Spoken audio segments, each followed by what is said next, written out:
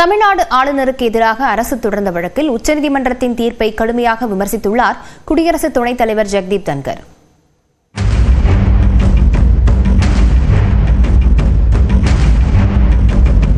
So we have judges who will legislate, who will perform executive functions, who will act as super parliament and absolutely have no accountability because law of the land does not apply to them. ஆளுநர் R. N.. ரவிக்கு எதிரான வழக்கில் உச்சநீதிமன்றம் வெளியிட்ட தீர்ப்பை விமர்சித்து குடியரசு துணைத் தலைவர் தெரிவித்த கருத்துக்கள்தான் இவை. டெல்லியில் நடைபெற்ற மாநிலங்களவை தொடர்பான நிகழ்வில் கலந்து கொண்ட குடியரசு துணைத் தலைவர் ஜெகதீப் தன்கர் ஆளுநர் ஆர்.என். ரவிக்கு எதிராக தமிழ்நாடு அரசு தொடர்ந்த வழக்கில் உச்சநீதிமன்றம் பிறப்பித்த உத்தரவுகள் குறித்து பல்வேறு கேள்விகளை எழுப்பினார். விழாவில் பேசிய அவர், இந்திய அரசியலமைப்பு சட்டத்தை பாதுகாக்கும் குடியரசுத் தலைவருக்கு உச்சநீதிமன்றம் உத்தரவிட முடியுமா என கேள்வி எழுப்பினார். There is a directive to the president by a recent judgment.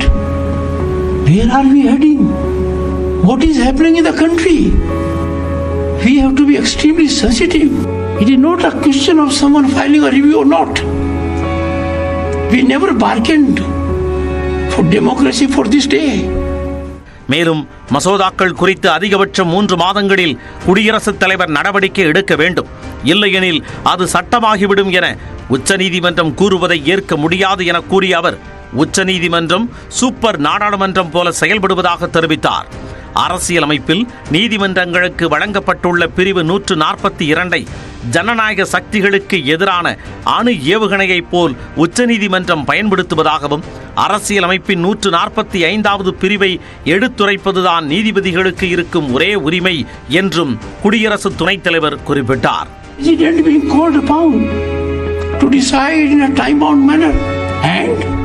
If not, becomes law.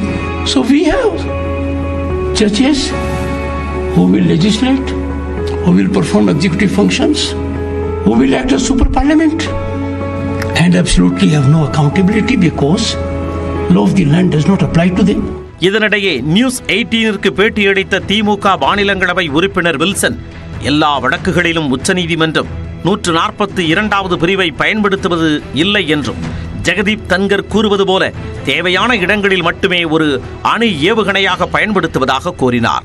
Article 145(3)ல உங்களுக்கு சுப்ரீம் கோர்ட் அட்வைசரி ஜூரிஸ்டிக்ஷன்ல அவங்க பிரசிடென்ட் ஆஃப் இந்தியா ஏதாவது கருத்து கேட்டால் அவங்க கொடுக்குறாங்க.